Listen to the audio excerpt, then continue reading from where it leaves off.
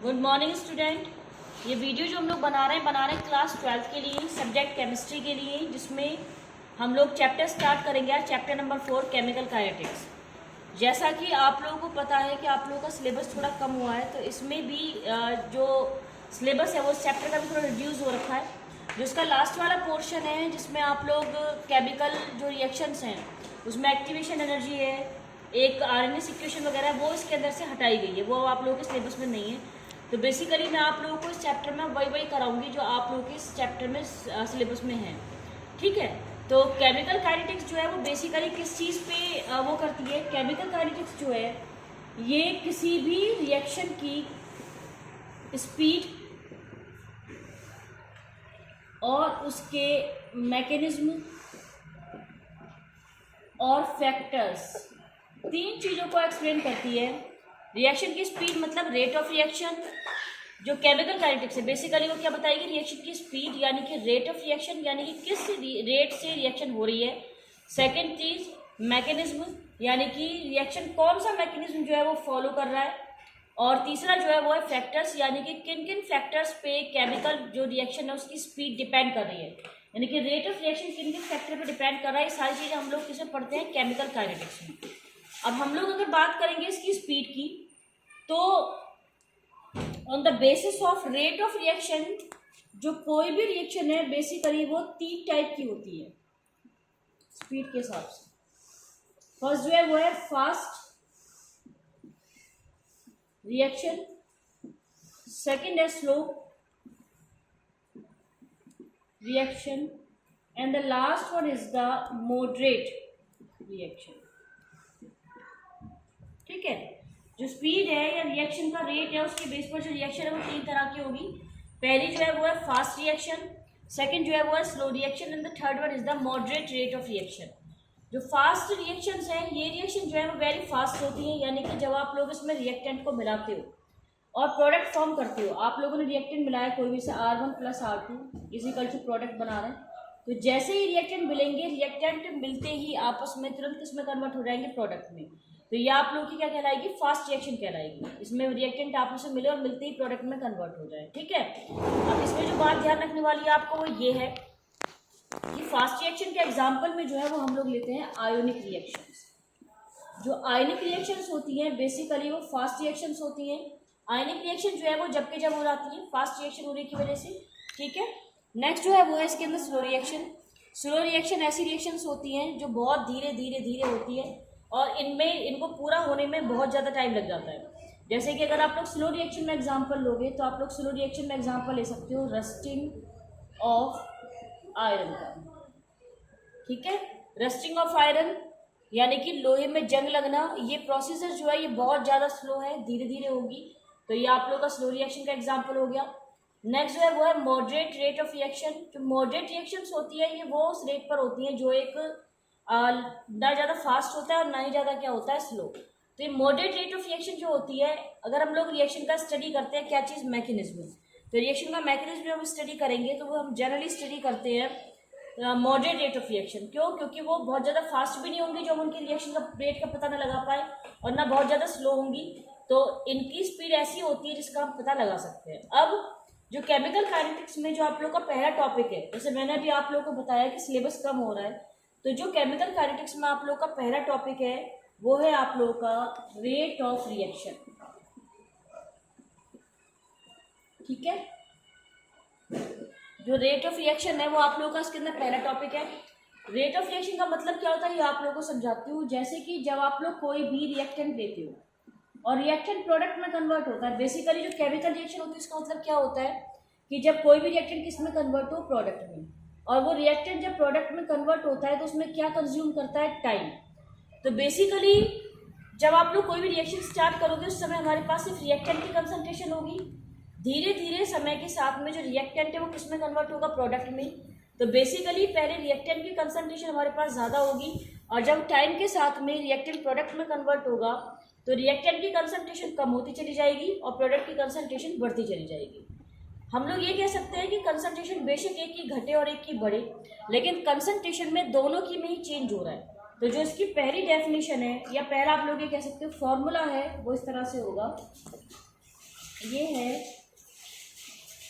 Rate of reaction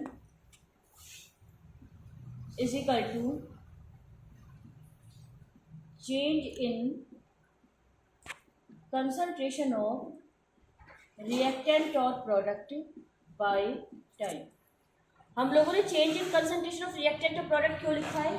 क्योंकि दोनों ही बदलते हैं, तो आप किसी की भी टर्म्स में निकाल सकते हो, चाहो तो उसे रिएक्टेंट की टर्म्स में निकाल दो, चाहे किसकी टर्म्स में निकाल दो, प्रोडक्ट की।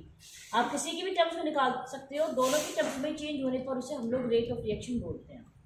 नेक्स्ट जो है वो है rate of reaction is equal to increase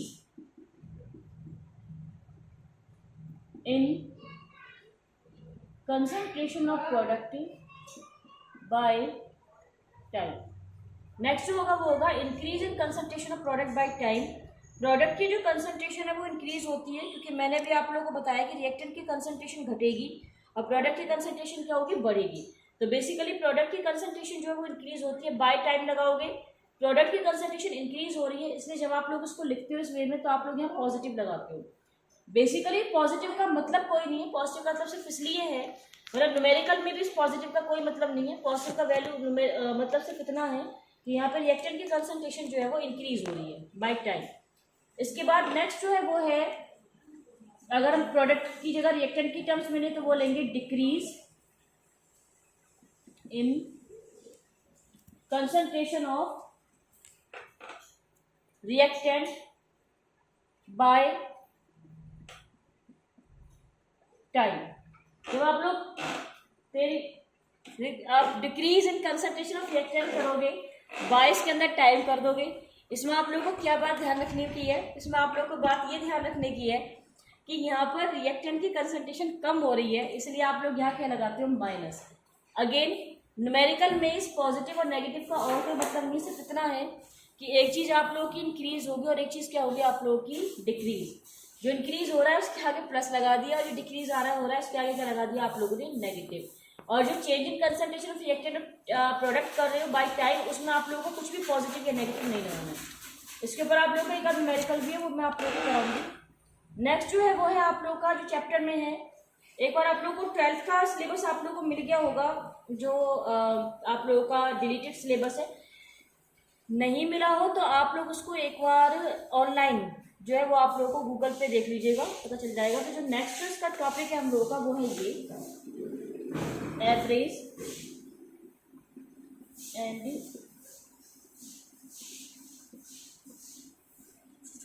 instantaneous rate of reaction. जो नेक्स्ट टॉपिक है वो है इसके अंदर average and instantaneous rate of reaction. अब एवरेज और इंस्टेंटेनियस रेट ऑफ रिएक्शन में आप लोगों को क्या करना है, देखो मैंने भी आप लोगों को बताया कि रिएक्टेंट जो है वो प्रोडक्ट में कन्वर्ट हो रहा है, तो रिएक्टेंट जो है इसका अमाउंट ज़्यादा है, प्रोडक्ट का अमाउंट कम है शुरू में, और इसके बाद जैसे जैसे रिएक्शन आगे बढ़ेगी वैसे वैसे रिएक्टेंट की कंसंट्रेशन जो है वो कम होती जा रही है और प्रोडक्ट की कंसंट्रेशन जो है वो क्या होती जा रही है, बढ़ती जा रही है। तो उससे क्या होगा, एक समय ऐसा आएगा जब रिएक्टेंट की कंसंट्रेशन काफ़ी कम और प्रोडक्ट की कंसंट्रेशन क्या होगी, काफ़ी ज़्यादा। तो बेसिकली हम लोग ये बोल सकते हैं कि एक सिंगल स्पीड से जो कोई भी रिएक्शन है वो कंप्लीट नहीं होती, रिएक्शन की स्पीड जो है वो कम ज़्यादा होती रहती है। और इसी वजह से हम लोग रिएक्शन केस में क्या लगाते हैं, हम लोग लगाते हैं इसमें average rate of reaction. Average rate का मतलब ये होता है कि जिसमें टोटल टाइम में, जिसमें टोटल रिएक्टेंट प्रोडक्ट में कन्वर्ट हुआ।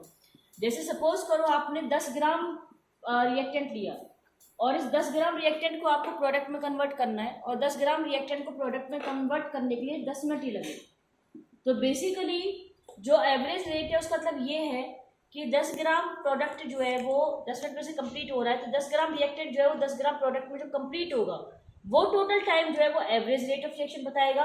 और मैंने सपोज करो उस 10 मिनट में से मैंने पूछा कि 90 मिनट में कितना कन्वर्ट हो रहा है, 8 मिनट में कितना हो रहा है, 7 में कितना हो रहा है, 6 में कितना हो रहा है, वो आप लोगों का क्या कहलाएगा, इंस्टेंटेनियस।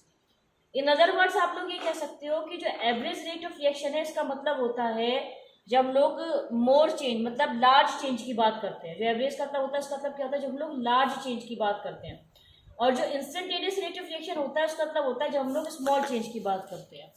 ठीक है, तो आप लोगों को इस पर ध्यान रखना है। एवरेज रेट का मतलब है जब हम लोग स्मॉल लार्ज चेंज की बात करें, इंस्टेंटेनियस का मतलब है जब हम लोग स्मॉल चेंज की बात करें।